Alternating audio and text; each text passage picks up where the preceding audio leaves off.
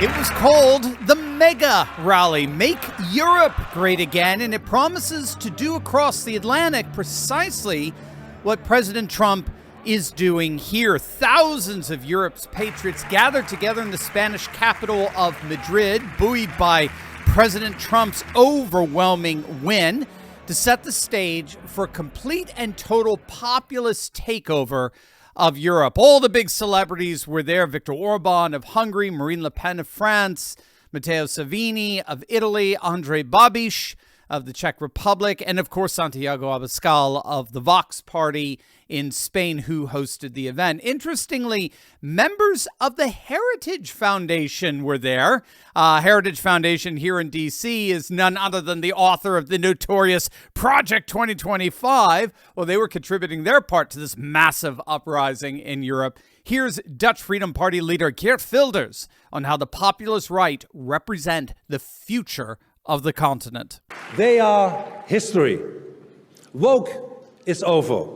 Multiculturalism and mass immigration has proven to be a total failure. And while the leftish liberal intellectuals may refuse to acknowledge this reality, the majority of the Europeans are very clear in what they want. They want secure borders. They want an end to mass immigration. They want us to expel illegal aliens and criminals from our country. And that's precisely the key to how the populist right is winning Europe. They're winning Europe by redefining politics in accordance with what scholars call civilizational populism. And those are two key terms for us: civilizational populism. So most of us are familiar with populism, right, as a political concept, but we may be at a loss at how to define it. The key to populism is that it tells you more about the structure of the politics as opposed to the ideology or beliefs. Bernie Sanders is often referred to as a populist, as is Donald Trump. Obviously, they're ideologically worlds apart, but they're both populist in that they exemplify the same kind of structure that populist politics involves. The key to populism is that it redefines the political divide. That's the key. It redefines the political divide. So we normally think of politics as characterized by a horizontal divide, a divide between left versus right, liberals versus conservatives, Democrats versus Republicans, Labor versus Tory. But populists literally stand that divide on its head. And what they do is they realign politics around a more vertical divide, the people versus the permanent political class, the ruled versus the rulers, the ordinary citizen versus the oligarch. So that's the populist side of civilizational populism. Politics is redefined as a vertical clash between the people and the corrupt political class. But why are the people and the political class clashing? Well, that's where civilizationalism comes in. Civilizationalism interprets this vertical divide as a battle between liberal globalist elites who have sold out the sovereignty of a nation for their own financial gain versus the people, the wider population, who see themselves as the faithful defenders of that national sovereignty. So civilizationalism sees the people as the guardians and custodians of a nation's unique culture, customs, and traditions, all the while the ruling elites are seen as selling out the sovereignty of a country by opening up its borders, surrendering economic independence with a global division of labor, and denigrating a nation's unique culture, customs, and tradition as racist and bigoted and all kinds of phobic, all for their own political and economic gain. So what's really driving this civilizational populism? Well, as it turns out, it's the new politics of the future, the politics of the 21st century that is even now changing Europe like never before. We will stand bravely, dream boldly, and nothing will stand in our way because we are Americans. The future is ours, and our golden age has just begun. Wow, it's such an exciting time to be alive. As we speak, America is regaining its rightful place as the greatest, most powerful and prosperous nation on earth. We have so much to celebrate already. Safer borders, the dismantling of DEI, drill, baby, drill, $1 trillion in new investments released into the economy. We stand on the precipice of what will be known as the most prosperous time in American history. The only question is, will you be an active participant in the golden age, or are you just going to sit passively by on the sidelines watching everyone else build wealth?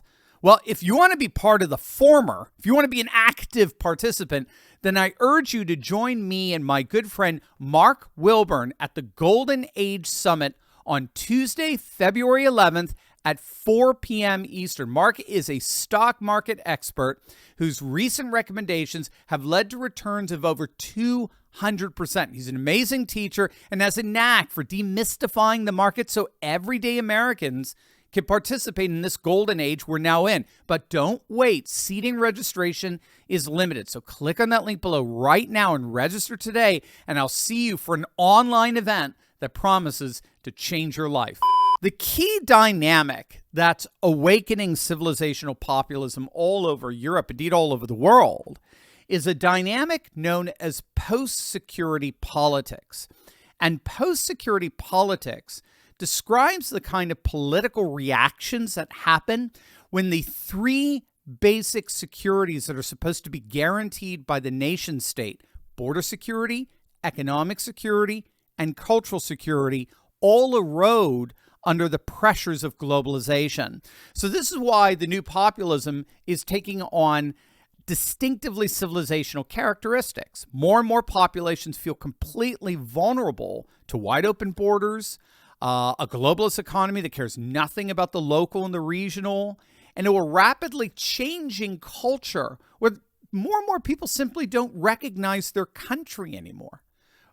More and more people are feeling like these post-security threats and their mainstream political parties, their neocons, their neolibs, they're absolutely devoted to globalism, so they're turning a deaf ear to these post-security concerns. And that's opened up space for what we call bootleggers to come on in, right? You know what a bootlegger is. Just like during Prohibition, when the powers that be refused to serve liquor, more and more of the population turned to bootleggers who were more than happy to provide that service that most people wanted. So political bootleggers are politicians who are embracing post-security politics and mobilizing the people to push back against this corrupt globalist elite who are busy selling our national sovereignty out for their own financial gain. And that is precisely why people like Geert Wilders and Marine Le Pen